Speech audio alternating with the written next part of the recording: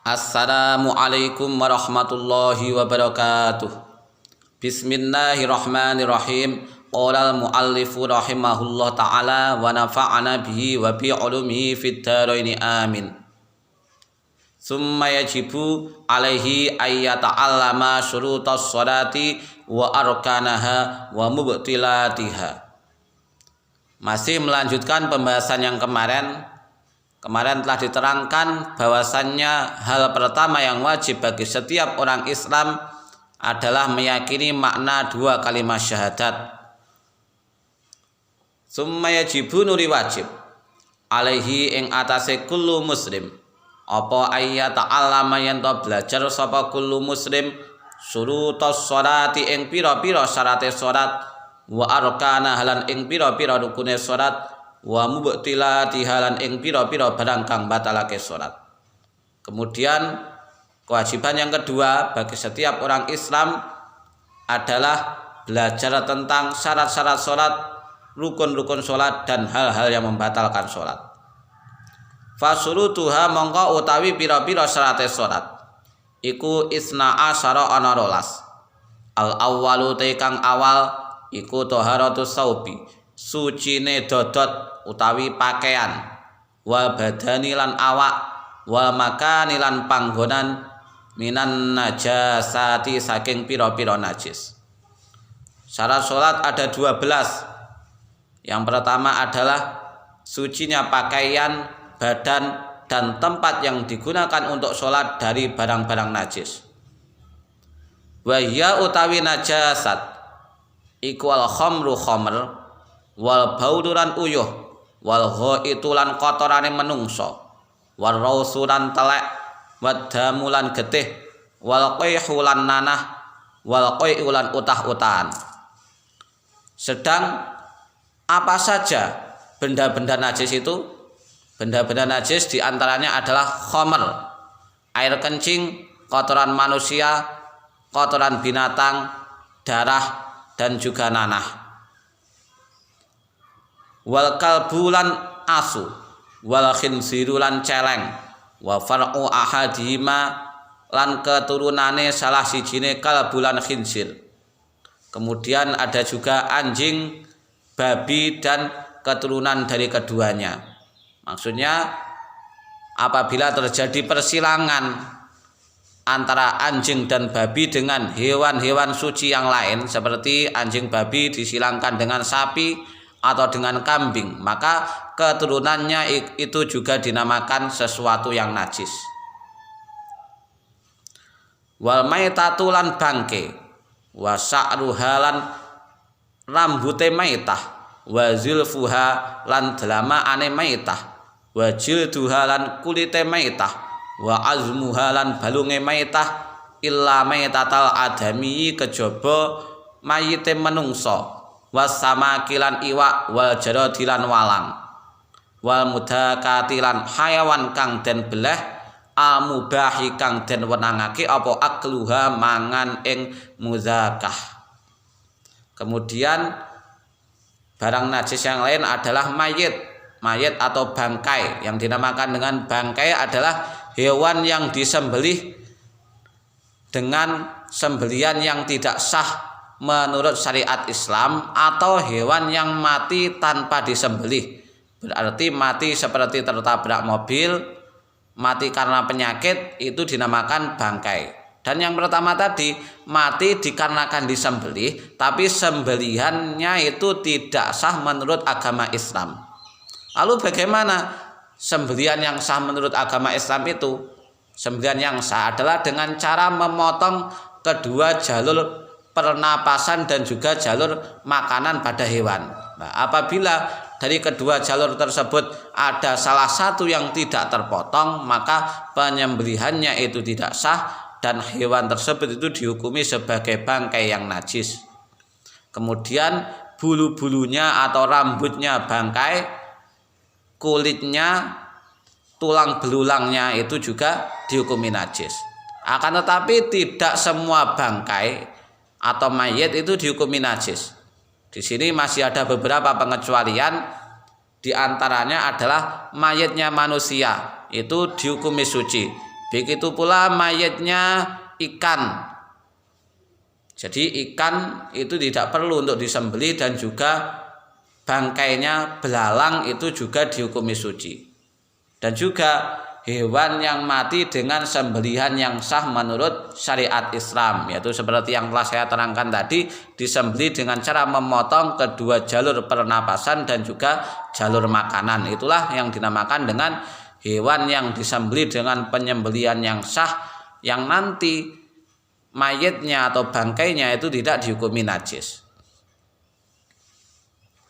Famata laqat semongko kapan-kapan tetemu apa hadhihin najasatu ikilah pira-pira najis saubal insani ing dodote menungso au badanahu utawa awake insan au musallahu utawa nggon salate insan au ghairaha utawa liyane saubal insan ila akhirih minal jamidati saking pira-pira barang kang atos ma'arutu batin saratane teles-teles fiha ing dalam najasat au mulaqiha utawa barang kang tetemu ing najasat fa ing kana mongko lamun ana iku fiha ing dalam najasat apa ta'mun rasa au launun utawa rupa au rihun utawa gondo itu adalah bau dari najis tersebut wajaba mongko wajib apa ghusluha masui ing najis apa ghusluha masui ing najasat hatta yazula hingga ilang apa ta'mun launun lan rihun. Maka ketika najis-najis yang telah disebutkan tadi, yaitu dari nanah, darah, kotoran binatang, kotoran manusia dan lain-lain tadi, itu menempel pada pakaian seseorang atau pada badan seseorang atau pada tempat sholatnya, dan najis tersebut atau tempat yang ditempeli atau tempat yang terkena najis itu adalah sesuatu yang basah dan najisnya itu memiliki rasa, warna dan juga bau, maka wajib untuk menyiramnya sampai bersih. Akan tetapi ketika najisnya atau tempat yang terkena najis itu keduanya itu kering, berarti najisnya juga kering, tempat yang tertempel najis itu juga kering, maka tidak perlu untuk dicuci karena bisa dipastikan bahwasannya najisnya itu tidak menempel pada benda tersebut. Berarti cukup untuk membuang najisnya tersebut, lalu tempat tersebut sudah bisa untuk digunakan. Akan tapi apabila salah satu baik najisnya atau benda yang terkena najis itu adalah sesuatu yang basah, maka wajib untuk mencucinya sampai hilang bau, rasa dan juga warna dari najis tersebut.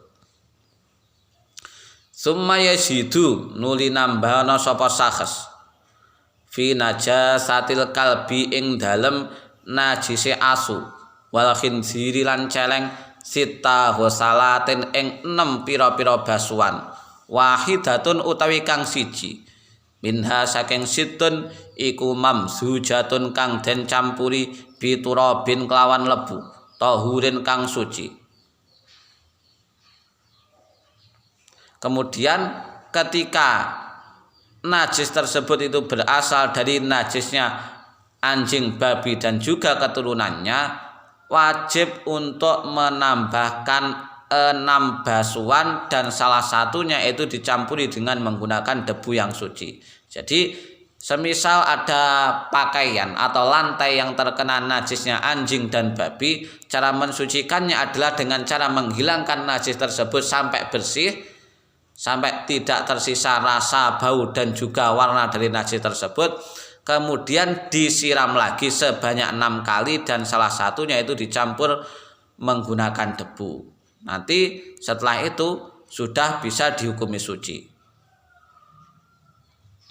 Wa illam yakun lan lamun ora ana iku laha keduwene najasat apa ta'mun rasa au launun utawa rupa au rihun utawa ganda ingkana lamun ana apa najasat iku minal kalbi saking najise asu wal khinziri lan celeng ghusalaha mongko maswana sapa sakes ing najasat sab'a ghusalatin kelawan 7 pira-pira wasuan wahidatun utawi kang siji minha saking sab'u iku mamzujatun kang den campuri biturabin kelawan lebu tahurin kang suci.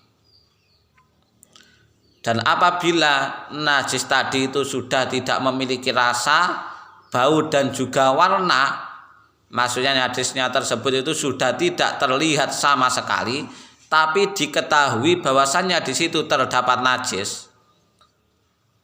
Dan najisnya itu merupakan najis yang berasal dari anjing babi, maka wajib untuk dibasuh sebanyak 6 kali.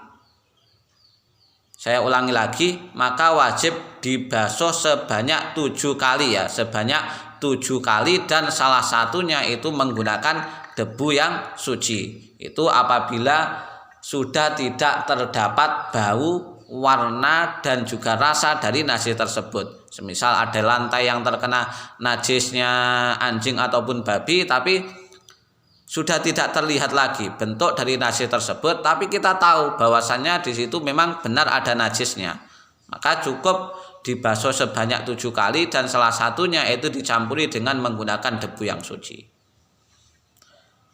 Selanjutnya wa in kanat lan lamun ana apa najasat iku min ghairihi saking liyane kalbulan khinzir ghusalaha mongko maswana sapa sakes ing najasat marrotan kelawan saambalan wahidatan kang siji, marrotan kelawan ambalan wahidatan kang siji.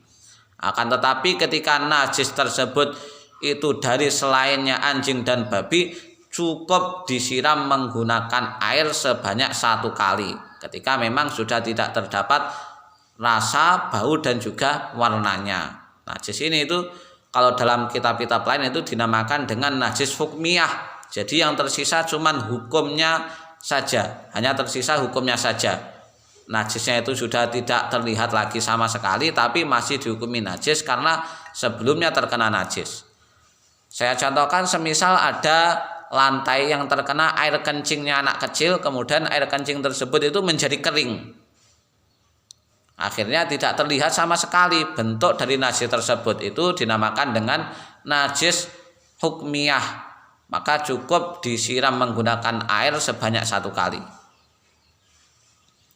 Wajibulan wajib apa sabbul ma'i ngesokake banyu alal mutanajjisi ing atase barang kang kena najis idza kana ari kalane ana apa ma'u banyu iku duna kullataini kurang sangka 2 kulah. Maka di sini yang terakhir membahas tentang tata cara mensucikan pakaian yang terkena najis, pakaian atau yang lainnya yang terkena najis. Kita ambil contoh di sini pakaian saja. Maka ketika ada pakaian yang terkena najis, wajib untuk menyiram pakaian tersebut dengan menggunakan air. Tidak boleh memasukkannya ke dalam ember ketika airnya itu kurang dari 2 kolah. 2 kolah adalah ukuran kotak sebesar 1 meter persegi. Akan tetapi kalau airnya itu sudah lebih dari 2 kolah, itu tidak masalah memasukkan pakaian tadi ke dalam ember tersebut. Apabila embernya itu memang lebih dari 2 kolah dan airnya nanti tidak berubah. Fa in adkhala mongko lamun nglebokake sapa sakes almutanajjisa. Fa in adkhala mongko lamun nglebokake sapa sakes almutanajjisa ing barang kang kena najis fihi ing dalem ma lam yadhur mongko ora bisa suci apa mutanajjis wa tanajjasa lan dadi najis apa alma banyu wa mulaqihi lan barang kang tetemu ing ma. Akan tapi apabila dibalik, jadi pakaiannya itu tidak disiram menggunakan air, akan tapi pakaian itu dimasukkan ke dalam air yang kadarnya kurang dari 2 kolah, maka pakaiannya tidak bisa menjadi suci, justru pakaiannya dihukumi najis dan airnya juga dihukumi najis. Begitu pula hal-hal yang terkena air tersebut itu juga dihukumi menjadi najis. Jadi perlu kita perhatikan ketika mencuci pakaian yang terkena najis itu wajib untuk menyiram pakaian tersebut ketika airnya kurang dari 2 kulah atau ukuran balok sebesar 1 meter persegi. Wajibu alaihi al-istibra'u minal bauli hatta yaghliba ala zannihi annahu la ya'uda ilahunna wallahu a'lam bishawab. Wassalamualaikum warahmatullahi wabarakatuh.